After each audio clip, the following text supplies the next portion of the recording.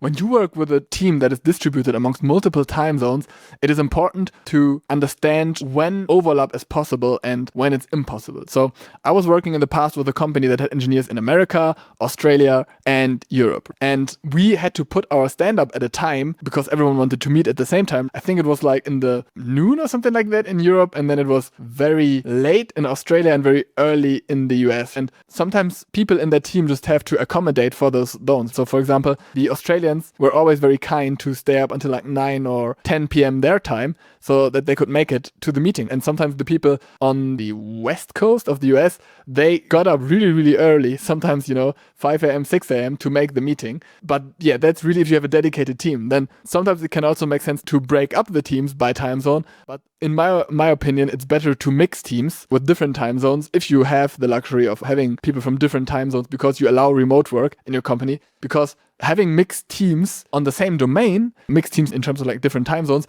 allows you to have 24/7 coverage, which makes it a lot easier to deal with emergencies because at every hour, 24/7, someone will be working. And obviously for the weekend, you have to assign people on pager duty, right? But this can really be a strength if you manage the time correctly. And people just have to accommodate, right?